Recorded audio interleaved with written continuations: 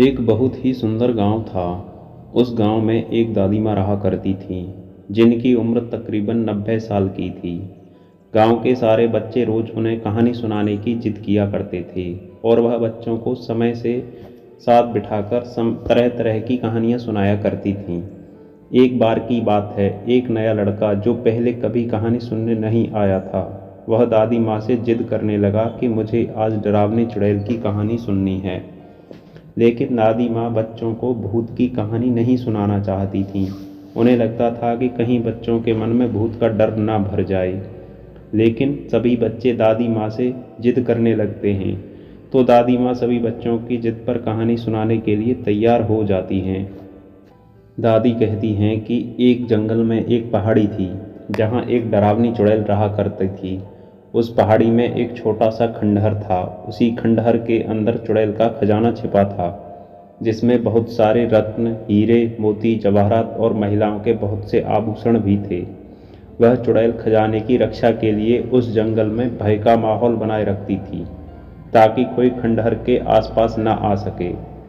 लेकिन एक दिन एक लकड़हारा लकड़ी काटने के लिए जंगल में प्रवेश कर जाता है और लकड़ी की तलाश में जंगल के मध्य भाग तक पहुंच जाता है, जहां उस चुड़ैल का खंडहर बना था।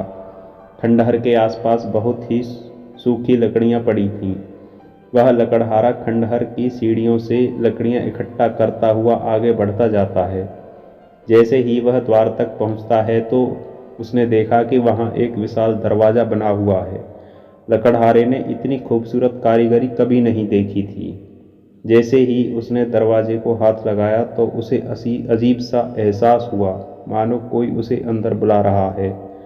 लकड़हारा अंदर गया और उसकी आंखें चकाचौंध हो गईं। बड़े बड़े बर्तनों में अशर्फियाँ, सिक्के, हीरे, जवाहरात का भंडार लगा हुआ था। लकड़हारे ने अब से पहले इतनी दौलत कभी नहीं देखी थी। तभी खंडहर के अंदर एक आहट के साथ दरवाज़ा बंद हो गया। जोर जोर से हवाएं चलने लगीं। लकड़हारा खंडहर के एक खंभे से पकड़कर अपनी जान बचाता है। तभी वह डरावनी चुड़ैल अपना भयानक रूप लेकर प्रकट होती है। यह देखते ही लकड़हारा बेहोश हो जाता है और उसी हालत में उसकी एक रात गुजर जाती है। जब लकड़हारे को होश आता है तो उसे चारों तरफ पेड़ ही पेड़ दिखाई देते हैं। लकड़हारे को कुछ समझ नहीं आता कि वह वहाँ कैसे पहुँचा। लकड़हारा अपनी जेब में हाथ डालता है तो उसे एक सोने का सिक्का मिलता है।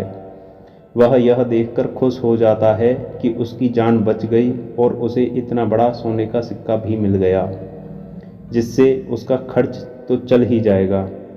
वह उत्साहित होकर अपने गांव वापस बिना लकड़ियां लिए ही आ जाता है। घर आकर वह यह सारी बात घर वालों को बताता है, लेकिन उसके घर वाले उसे कोई प्रतिक्रिया नहीं देते। उसे लगता है कि मैं इतनी ज़ोर ज़ोर से सबको अपनी बातें बता रहा हूँ, लेकिन कोई मेरी बात पर ध्यान नहीं दे रहा। तभी वह पास ही रखे पानी से हाथ मुंह धोने के लिए बर्तन में हाथ डालता है, लेकिन वह पानी की एक भी बूंद स्पर्श नहीं कर पाता। उसे कुछ समझ नहीं आ रहा था कि वह अदृश्य हो गया है या उसकी मृत्यु हो चुकी है। और तभी दादी माँ भी सभी बच्चों को नींद से जगाती हैं। दरअसल कहानी सुनते सुनते सभी बच्चों गहरी नींद में चले गए थे। जैसे ही सभी बच्चों की आंखें खुलती हैं तो सभी बच्चों के हाथों में एक एक सोने के सिक्के होते हैं और वह बच्चा जिसने दादी माँ से कहानी सुनने की जिद की थी, वह गायब हो चुका है। दादी माँ चारों तरफ उसकी तलाश करती हैं, लेकिन वह कहीं भी नहीं मिलता। सभी बच्चे सोचते हैं कि आखिर वह कहाँ गया। वह बच्चा रहस्यमय तरीके से गायब हो जाता है और कोई समझ नहीं पाता आखिर वह बच्चा कौन था।